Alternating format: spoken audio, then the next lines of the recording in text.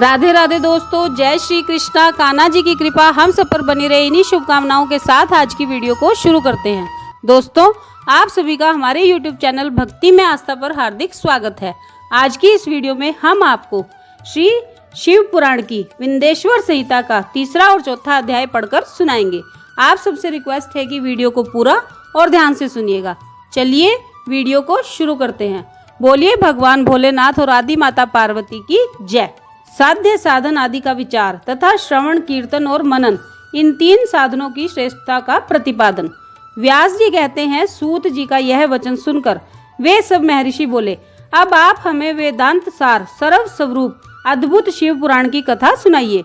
सूत जी ने कहा, आप सब महर्षि गण रोग शोक से रहित कल्याणमय भगवान शिव का स्मरण करके पुराण प्रवर शिव पुराण की, जो वेद के सार तत्व से प्रकट हुआ है, कथा को सुनिए। शिव पुराण में भक्ति, ज्ञान और वैराग्य, इन तीनों का प्रीति पूर्वक गान किया गया है और वेदांत वेद सद्वस्तु का विशेष रूप से वर्णन किया गया है।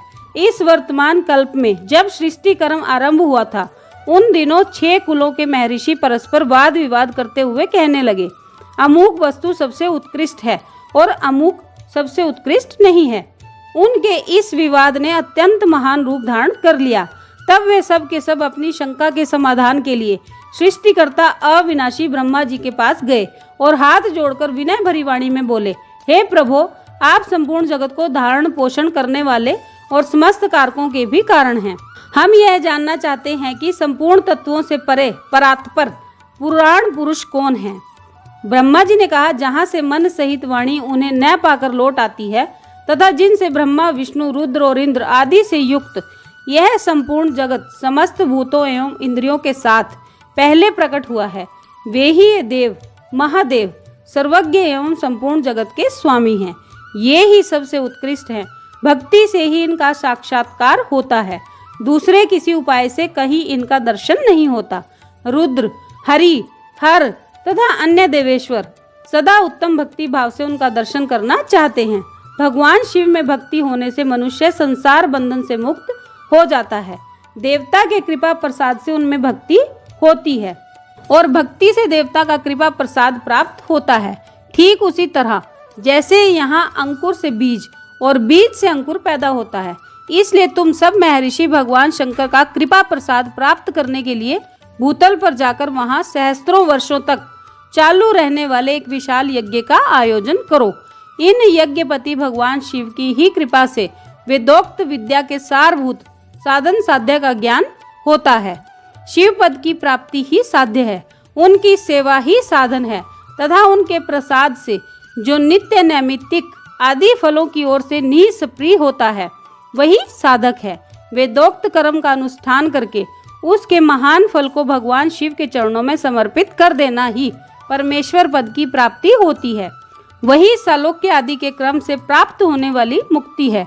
उन पुरुषों की भक्ति के अनुसार उन सबको उत्कृष्ट फल की प्राप्ति होती है।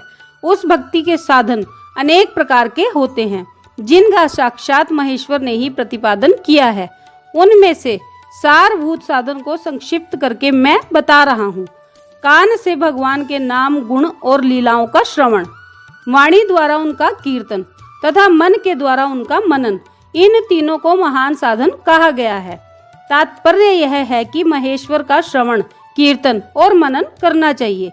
यह श्रुति का वाक्य हम सबके लिए प्रमाणभूत होता है। इसी साधन से संपूर्ण मनोरथों की सिद्धि में लगे हुए आप लोग परम साध्य को प्राप्त हों। लोग प्रत्यक्ष वस्तु को आंख से देखकर उसमें प्रवृत्त होते हैं, परंतु जिस वस्तु का कहीं भी प्रत्यक्ष दर्शन नहीं होता, उसे श्रवण इंद्रिय द्वारा जान सुनकर मनुष्य उसकी प्राप्ति के लिए चेष्टा करता है। अतः पहला साधन श्रवण ही है।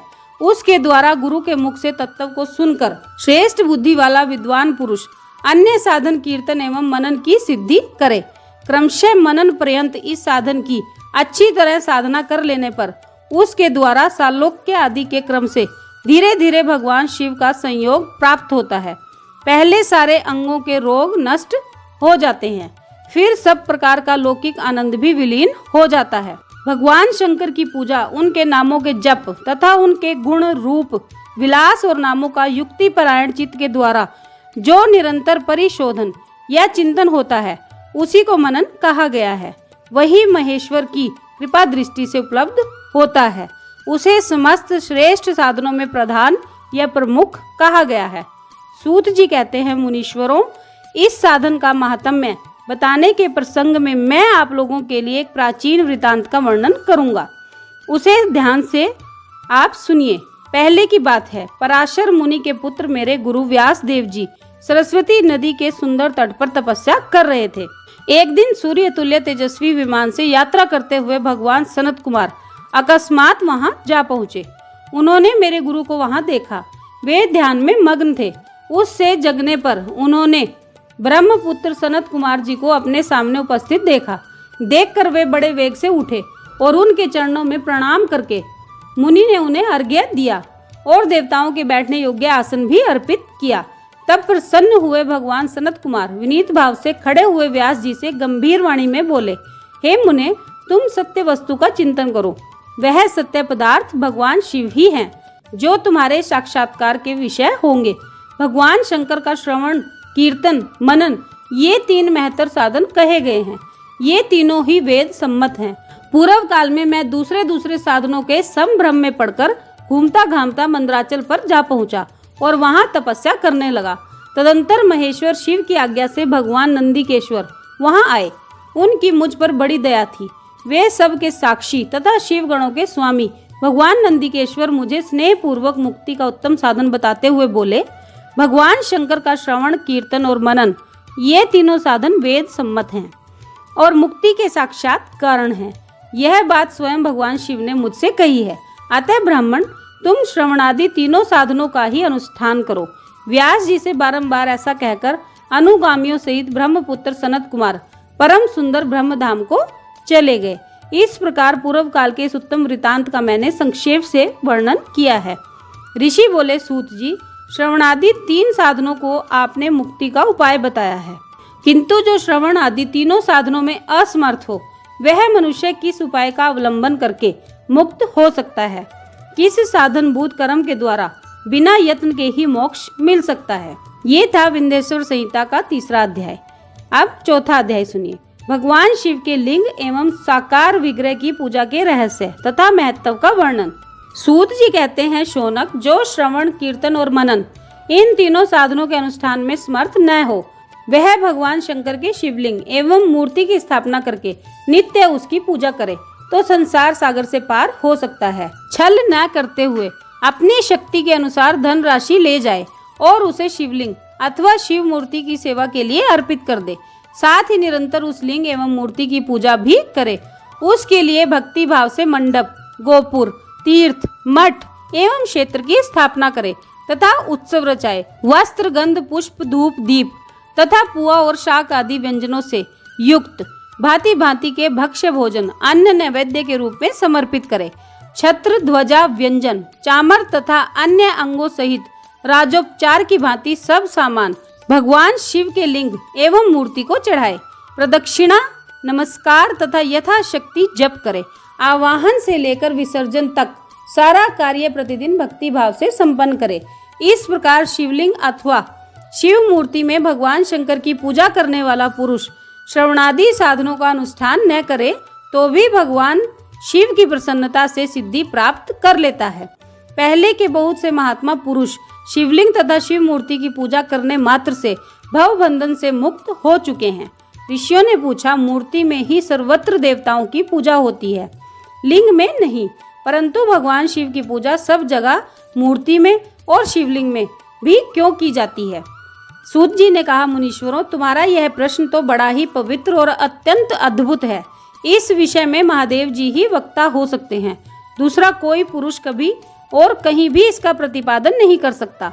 इस प्रश्न के समाधान के लिए भगवान शिव ने जो कुछ कहा है और उसे मैंने गुरुजी के मुख से जिस प्रकार सुना है, उसी तरह क्रमशः वर्णन करूंगा।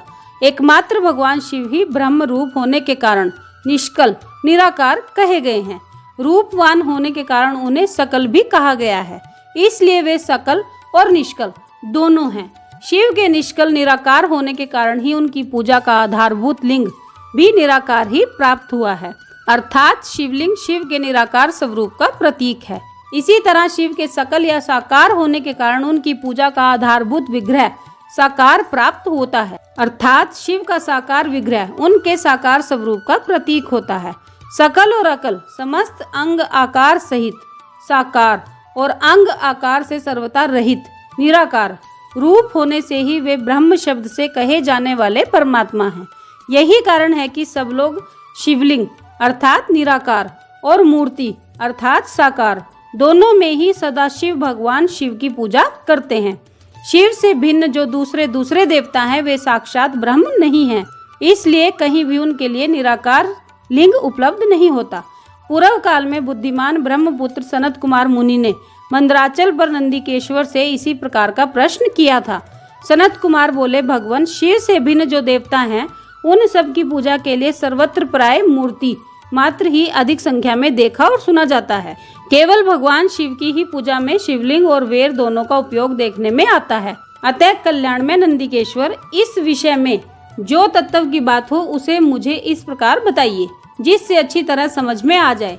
नंदिकेश्वर ने कहा, निष्पाप ब्रह्म कुमार, आपके इस प्रश्न का हम जैसे लोगों के द्वारा कोई उत्तर नहीं दिया जा सकता, क्योंकि यह गोपनीय विषय है और लिंग साक्षात ब्रह्म का प्रतीक है।